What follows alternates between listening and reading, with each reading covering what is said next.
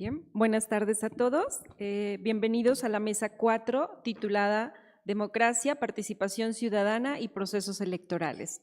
Cada uno de los participantes tendremos hasta 10 minutos para nuestra intervención. Agradeceremos, nos podemos sujetar al tiempo establecido. Bien, para dar inicio a esta mesa, damos la bienvenida al doctor Carlos Ruiz Aldívar, de la Universidad Veracruzana, que presenta la ponencia titulada La participación ciudadana en las modificaciones de las normas, reflexiones sobre el proceso electoral del Poder Judicial. Adelante, doctor. Pues muy amable, siempre es un gusto poder reunirnos, y lo hemos hecho año con año en este grupo, así de que muy buenas tardes y gracias a los organizadores. El día de hoy voy a presentar algunas reflexiones de la participación ciudadana y parto de una hipótesis que puede ser falsa o verdadera, en la cual se postula que la democracia, como se entendió por los griegos, el poder del pueblo, realmente es algo que no existe y en nuestro país tenemos clara evidencia de ello. Para poderlo explicar, parto también de un proceso histórico de saber cómo se crean las normas y después hacer el cuestionamiento, la democracia y la reflexión sobre la elección del Poder Judicial en México. Las normas sociales que nos regularon y las que se dan en el inicio, tanto del periodo histórico como del prehistórico, tenemos como un elemento a la religión. Las normas se forman a través de mitos y de creencias y de la interpretación que hacen chamanes, profetas, que se configuran en los primeros legisladores de la sociedad y establecen normas de conducta. Estas normas tenían un carácter divino y por lo tanto estaban en un pedestal y la obediencia se debía por el temor que representaba atentar contra lo que la divinidad había otorgado. Esta es la idea que subyace cuando Hammurabi recibe las normas y dice: no son mías, me las manda el Dios, yo solamente soy quien le entrego al pueblo. Y lo mismo sucede con Moisés cuando baja de Sinai. Moisés dice que las leyes fueron escritas con el propio dedo de Dios y se las otorga al pueblo para que la obedezcan.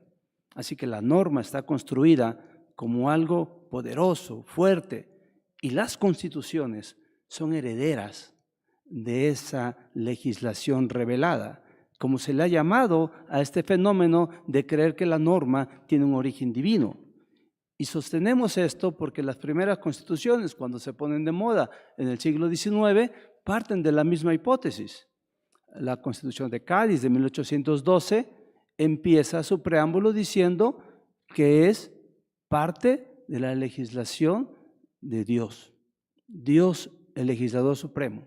La Constitución mexicana del 24 se suma a la misma fórmula de una legislación revelada, y aún la Constitución liberal de 1857 no se aparta del tema de una legislación revelada porque también lo hace con permiso de Dios.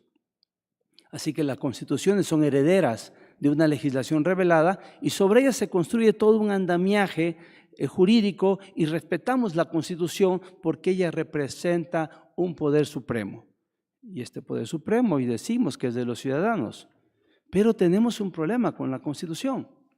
La Constitución, por ejemplo, la mexicana, es una Constitución que modificamos a cada rato y que desde 1917 a la fecha tiene más de 850 modificaciones.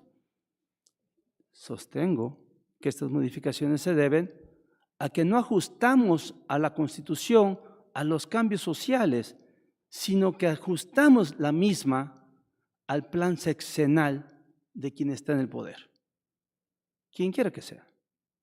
Así que, o a un capricho o a un plan sexenal, la Constitución se ve modificada. Por eso tenemos tantas modificaciones a la misma. Rousseau sostenía que la democracia realmente no existe. Y quiero citar textualmente, porque él hacía referencia a la definición griega y él decía: tomando el término en todo el rigor de la acepción, jamás ha existido una verdadera democracia, ni es posible que jamás exista. Es contraria al orden natural que gobierna la mayoría y que la minoría sea gobernada. Cierro la cita. En la práctica, esto es lo que sucede. El pueblo realmente no tiene participación en los procesos de decisión de la creación de la norma. Lo que hacemos, y esto es el problema de la democracia, es que le damos un cheque en blanco a nuestros legisladores y decimos que nos representan, y como nos representan hay que darle un cheque en blanco para que puedan legislar en los términos que ellos quieran. Y cada ciudadano está evaluado por los gobiernos y valemos exactamente un voto. Y valemos un voto y buscan la manera de que este voto se haga efectivo para atender a su proyecto político. Y entonces yo también creo que tienen como libro de cabecera al príncipe de Maquiavelo, y me voy a permitir citarlo. El que llega príncipe mediante el favor del pueblo debe esforzarse en conservar su afecto. El príncipe puede ganarse a su pueblo de muchas maneras. Cuando vemos el gasto público, el gasto social, y que desde la Revolución Mexicana se invierte en el gasto público, nosotros no entenderíamos por qué el Seguro Social tiene problemas para dar servicios, por qué no tiene medicamentos, por qué les faltan reactivos. No, pero es que el gasto social va, en función de Maquiavelo, a ganarse el favor del pueblo a través de otorgar pensiones no contributivas, dice nuestra Constitución, de tal manera que los economistas dicen que es improbable que podamos seguir con una deuda de este tamaño. Pero sí participamos en las votaciones. Bueno, la verdad es que el artículo 36 de nuestra Constitución no sirve de nada porque es un artículo que se da bajo la idea de una norma imperfecta. No pasa absolutamente nada si no ejerces tu obligación de votar. No hablamos de tu derecho, sino tu obligación a votar que establece el 36 constitucional. Y tendríamos que entender qué pasa en otros países y si este nivel de votación que se da en México es el mismo. Pero ¿por qué votar? Y si en verdad les interesa que la gente vote o solamente el voto que tienen asegurado garantiza el triunfo en sus elecciones. Quiero citar a Aristóteles. Aristóteles pensaba que se tiene que dar participación a la gente para que la gente esté contenta. Y esto no implica que verdaderamente estén ejerciendo el poder. Aristóteles decía, no darles acceso ni participación en ellas es temible, pues cuando son muchos los privados de honores y pobres, forzosamente la ciudad se llena de enemigos. Queda la salida de que participen en las funciones deliberativas y judiciales. Al parecer, Aristóteles identificaba que el verdadero poder no lo ejercían tres, sino solamente quien está amando, y que el poder judicial como tal, por lo menos en esta definición aristotélica, no era el que valía. Sostenemos que la democracia en México es una falacia cuando quien toma la decisión, y esto pasó con la reforma judicial, la decisión fue pretomada por comités de selección. Y entonces esos comités de preselección bastaba con que seleccionaran un grupo, y un gran problema, 51 casos en el Poder Judicial Federal y 49 en los estados no tuvieron ningún contrincante. Bastaba con que un solo voto fuera declarado válido para hacer valer la elección judicial. En ese sentido, es muy criticable y habría que ver los números de la elección. Solo alrededor del 13% de la participación ciudadana intervino en la votación. Solo una minoría en este país tomó la decisión porque el 36 constitucional no sirve.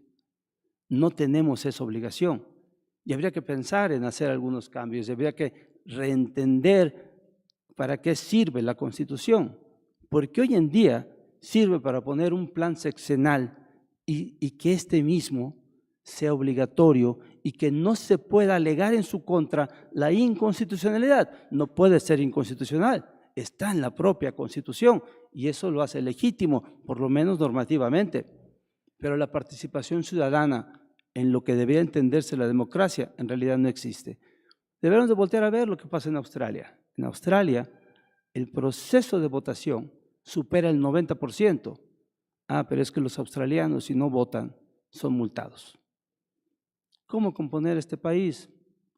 Había que reinventar nuestra constitución y hacerle una constitución rígida, que esté basada en principios y que estos no se muevan a ningún plan sexenal. Ponerse el velo de ignorancia de Rawls y verdaderamente construir bajo principios. Pero además, habría que hacerlo obligatorio. La gente verdaderamente debería de votar y conocer, y esto ya se ha dicho aquí, quiénes son los que votan, porque pasamos de un sistema de meritocracia que pudiera ser perfectible a un sistema de elección donde nadie sabía a quién elegir. Cierro con una reflexión de Aristóteles. Aristóteles decía que el poder, y él lo comparaba a una alegoría de la flauta y decía, la mejor flauta hay que dársela no al noble, sino hay que dársela al más virtuoso. Y este debe ser el camino, reconstruir para entender que la democracia no está funcionando y empezar a cambiar nuestro sistema constitucional.